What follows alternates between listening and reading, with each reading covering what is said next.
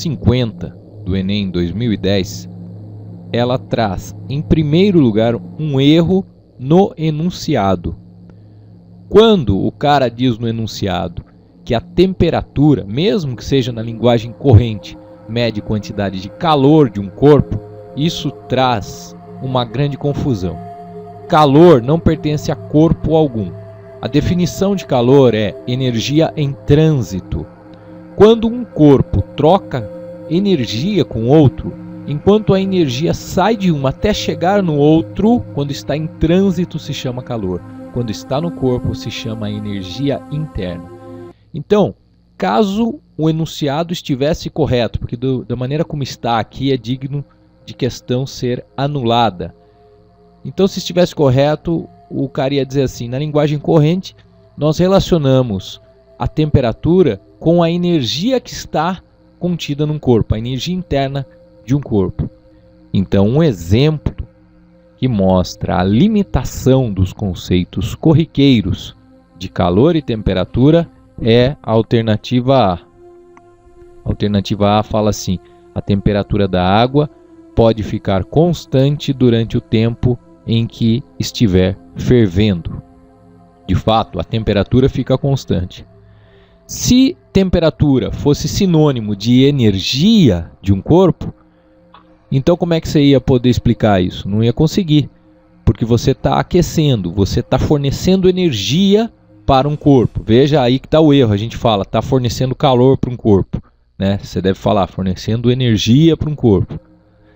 E então está entrando energia naquele aquecimento, obviamente o corpo está aumentando a quantidade de energia que ele possui, mas a temperatura não aumenta, porque aqui a energia é utilizada para a mudança de estado físico. Numa substância pura, a temperatura ela vai aumentar conforme você aquecer, até chegar numa mudança de estado físico. Na hora da mudança de estado, a temperatura ela para até que toda mudança de estado físico ocorra, seja uma fusão, uma ebulição ou outra mudança de estado físico, porque aí toda energia ela vai ser destinada a fazer as moléculas irem para aquele outro estado físico. Portanto, a resposta é a letra A.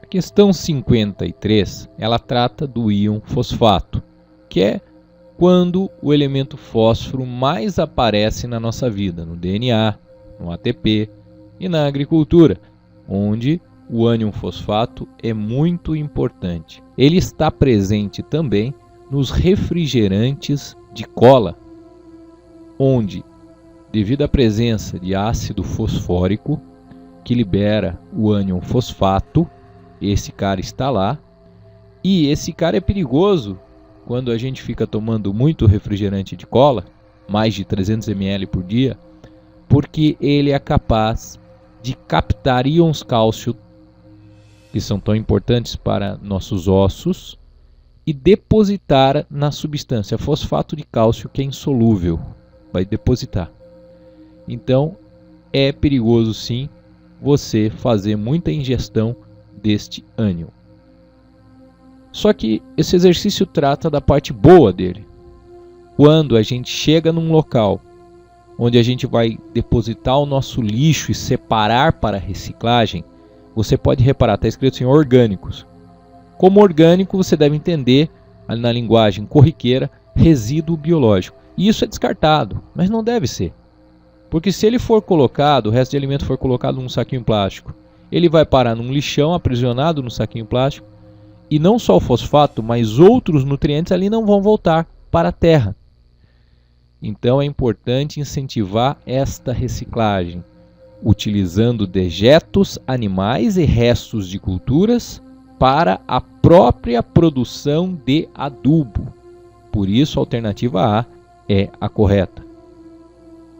O exercício 55, ele trata da indústria que beneficia cana-de-açúcar. Um grupo de alunos foi lá e observou os processos lá daquela usina. Veja, a pergunta final será: com base nos destaques da observação dos alunos quais operações físicas de separação de materiais foram realizadas nas etapas de beneficiamento da cana-de-açúcar. Presta atenção então, você não deve focar em nenhum processo químico, apenas nos processos físicos que ocorreram. No primeiro momento, a cana cortada da lavoura por meio de caminhões, despejada em mesas alimentadoras que a conduzem para as moendas. Antes de ser esmagada para a retirada do caldo, toda a cana é transportada por esteiras e passada por um eletroímã para a retirada de materiais metálicos. Então, o que for material metálico que tiver por perto ali, vai ser sugado pelos ímãs. Logicamente, aqui estamos falando da separação magnética, não há dúvida.